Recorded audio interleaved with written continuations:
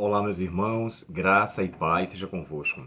A lição de quarta-feira vem como título A que crucificaram? Ou melhor, a quem crucificaram? Parece mais um tom de acusação, uma vez que aqui está sendo mencionado um ponto do qual os discípulos agora estavam diante de uma festa, onde todas as pessoas se reuniam naquele lugar, chamada Festa de Pentecostes, e nessa festa, nesse evento, nesse momento de gratidão, de louvor e de adoração, o que acontece? Ali é chamado aquilo que nós conhecemos como a descida do Espírito Santo, a confirmação do que foi dito pelo profeta Joel, a confirmação do que foi dito pelo próprio Cristo, quando ele pediu que eles ficassem em Jerusalém. E ali, naquele momento, irmãos, no capítulo 2 de Atos, eu aconselharia você ler o capítulo 2 e o verso de 1 ao verso 41.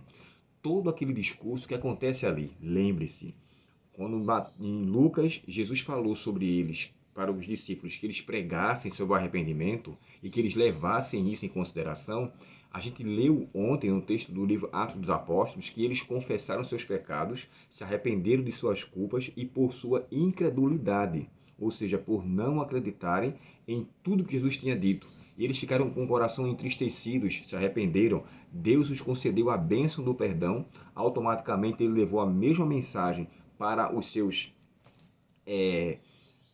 ouvintes daquele momento, e eles também levaram a mesma mensagem. Pedro fez todo um discurso daquela situação, falou para com eles quem era Cristo, que eles crucificaram, aí é onde entra o texto, a quem vocês crucificaram, esse Deus o exaltou ao Rei e Cristo, ou seja, o Redentor. Ele o trouxe como aquele que vai redimir. Então vocês acusaram, vocês condenaram, vocês crucificaram, mas é a esse da qual nós estamos servindo, estamos aqui em seu nome.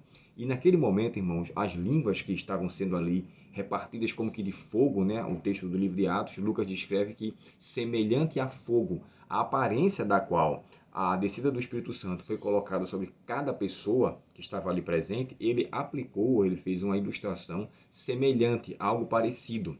E ali eles ouviram a mensagem, ficaram pasmados, porque eles ouviram ele falar em sua própria língua materna. Isso é interessante. O termo língua, no original, no capítulo 2 de Atos, no grego, é glosso. E glosso quer dizer idioma ou língua. Então, naquele momento ali, o que eles falaram foram outros idiomas.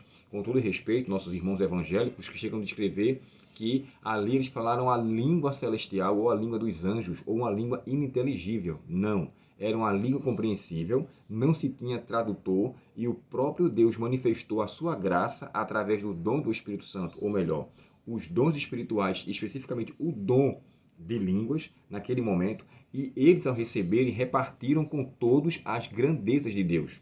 E o texto fala assim: como nós, pois, ouvimos eles falar em nossa própria língua as grandezas de Deus?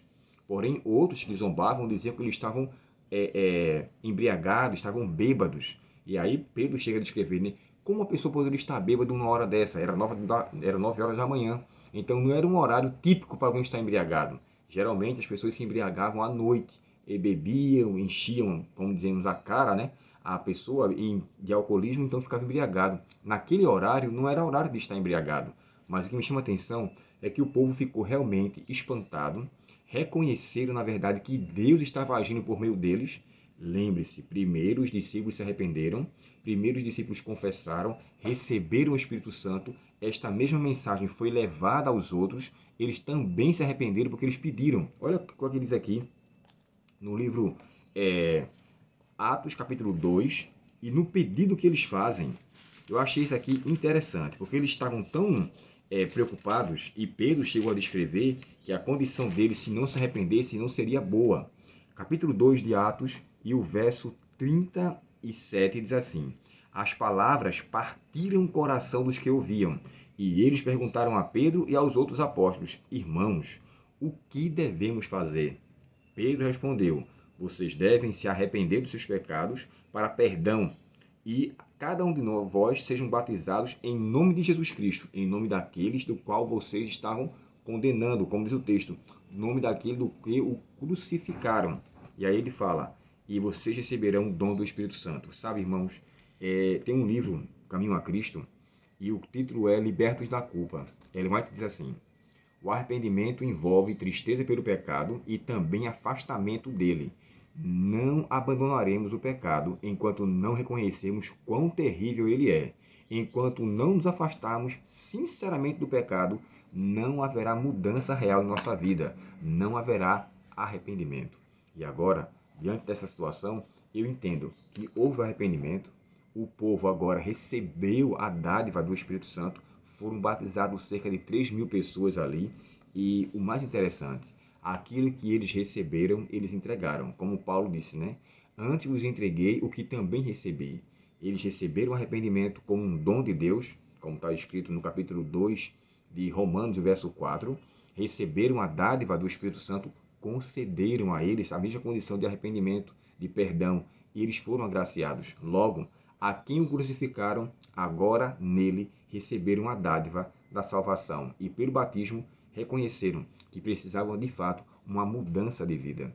Eu entendo aqui, irmãos, o seguinte: nessa história fantástica, onde as línguas foram ali utilizadas por Deus para aproximar todo o povo, lembre-se, Deus usa sempre o seu dom para uma forma evangelística, para uma forma missionária. Não existe o uso de dom para outra causa, para acusar pecados, para simplesmente trazer dor ou destruição para a vida de uma pessoa, ou dizer que está falando, citando os pecados das pessoas. Deus, quando usa, é para aproximar as pessoas de Deus. Ele o faz para levar em consideração que ele os quer salvar. Foi assim que aconteceu aqui no livro de Atos, capítulo 2. E há quem diga que em Gênesis 11, né, quando na Torre de Babel os idiomas ali começaram a ser de fato originados ou surgiram dali, o propósito era espalhar o povo. Aqui era juntar o povo. Deus quer juntar os seus filhos. Deus quer juntar todos nós, mesmo que tenhamos pecado seriamente contra Ele, severamente. Aqui aconteceu a mesma coisa. É provável que diante daquela situação tinham alguns ali que eram responsáveis também pela crucifixão de Cristo.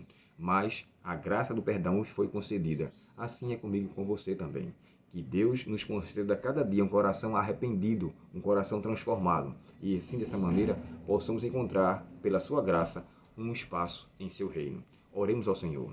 Querido Pai Celestial, que possamos levar em consideração o Teu chamado a nós a cada dia. Que venhamos nos arrepender de fato do nosso ser e assim buscarmos a transformação que o céu deseja. Perdoa, querido Pai, nossos pecados, permanece conosco e nos usa para o Teu serviço. Te pedimos em nome de Jesus. Amém. Deus abençoe você, um ótimo dia na presença do nosso Pai Celestial e até o próximo estudo, se Deus quiser.